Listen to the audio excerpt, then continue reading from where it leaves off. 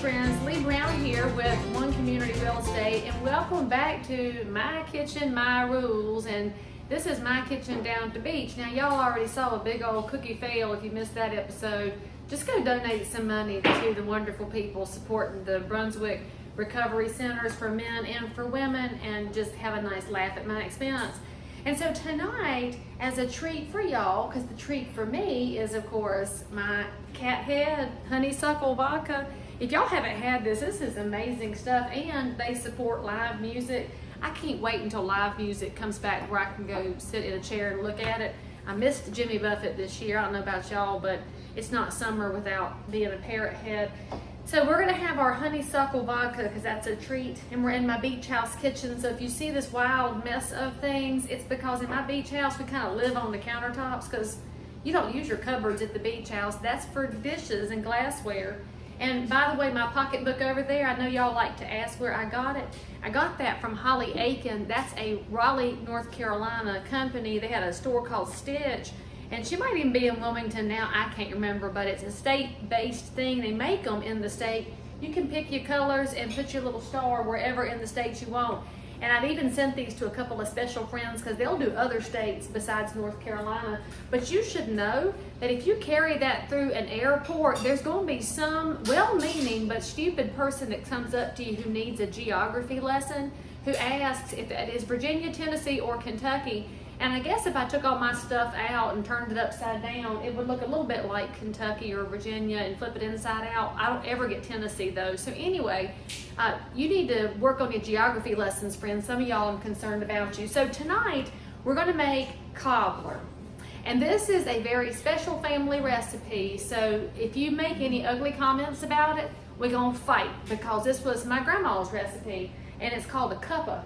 And so tonight we're going to do peach, because since I'm down here at the coast, we're going to use some South Carolina peaches. They're not in season when I made this video, and so if they were, I would buy some fresh and cut them up.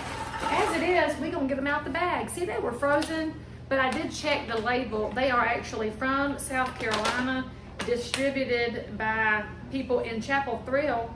And I like how it says country of origin. Y'all, if you're not paying attention, you better be looking at the country of origin on everything that you put on your family's table, especially the meats, because there's some crazy shit going on out there.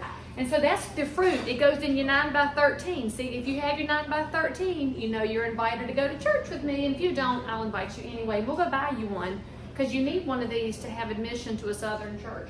So then we're going to get our mixing bowl. Legit, y'all, this is stupidly easy, and anybody who can measure and who owns a couple of things can make this. So you might be as dumb as a box of rocks, you can still make this cobbler.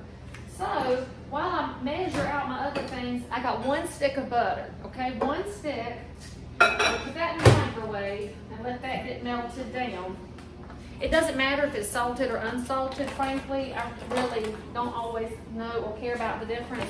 We need a cup of sugar, and as y'all know, we use Dixie Crystals. And if they don't have Dixie Crystals in the grocery store, then hopefully you have trained your children as well as I have trained mine, because the last time they went to the grocery store with their daddy, they knew he was about to buy the wrong brand of something, and they intervened. I'm very grateful that my children will intervene, because they also know that if you're going to have flour, it's got to be White Lilly. I don't know why y'all buy other brands. You need to learn to listen. I'm full of good advice. And so in addition to that 1 cup of sugar, we're going to add 1 cup of flour. They don't have Dixie Crystals at the Walmart. Walmart. We don't buy groceries at Walmart. Well, we was at Walmart. Buy it. We have now a cup of White Lilly self-rising flour. Now, if you don't use self-rising, you're going to have to add your baking powder and salt so that it will rise. So make your life easy and get self-rising. That's the little green circle. The all-purpose is dark gray. Pay attention, friends. So now we have those 2 things. We're going to put a wee tiny bit of salt in it just because it belongs in there. And so I don't know, like a 1/4 of a teaspoon. There, about that much. That's how much salt you want. Put that in there. Now, I'm going to add 1 cup of milk. Are you catching on to why this is a Cuppa Cobbler? It's a cup of sugar, a cup of flour, a cup of milk, and then actually it's a 1/2 cup of butter, but it's a stick. we don't want to use a whole cup of butter, but frankly you could. I don't think it would be bad. I've had it both ways and it's just delightful, but we will just use 1 stick. And then we're just gonna add a little bit of vanilla flavoring because you need a little bit. So I guess if you're a measuring type person, you put in about a teaspoon or thereabouts.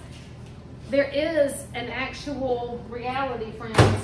You can use too much vanilla, and so then we're just gonna take a fork and mix it up. You don't need a mixer, a stand mixer, a hand mixer, a whisk.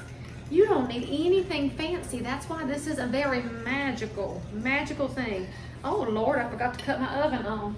I better turn that on to preheat. And you know how many degrees we need, right? What do we use on Lee's channel? That's right, 350 degrees. And so the oven is preheating. All you're gonna do is stir it up until the lumps are out. This is not any kind of whipping it for soft peaks or for anything special. Just get your lumps out mostly. You don't even have to, frankly, get all of them out. They're still gonna taste fine. Just make sure that your butter is all melted or you will have a little butter pocket in your cobbler. And frankly, that's the best part. It's kind of like when you have a soft streak in your pound cake. And friends, if you have never had pound cake with a soft streak in it, then frankly, you have been missing out. And if you don't, well, some people call it a sad streak. I call it a happy streak. I have been known to run through the house and hop up and down in front of the stove to make my pound cake create a sad streak. All right, now we've got it. Get a last little bit of butter off the fork. We don't waste the butter. Here's your fruit in your 9 by 13. Look, this is it. Pour your cobbler mixture over the top. That's it, friends. Now it's gonna look like you don't have enough. You don't want this stuff swimming. You want your fruit to taste like fruit, front and center. The crust is really just a little perk to hold it together. Now we're gonna stick it in the oven. It's gonna cook somewhere around the 45-minute mark. Now it depends on how hot your oven is. And then I will show y'all what this looks like. And then pro tip, you're gonna put some Breyers vanilla ice cream on the top. It's killer. See y'all in a minute. Oh, friends, if only you could smell my kitchen right now. That is what is gonna come out of the oven after you fix this Cuppa Cobbler. Enjoy it. Let me know what fruit you used. And don't forget the Breyers ice cream. I'll see you next time.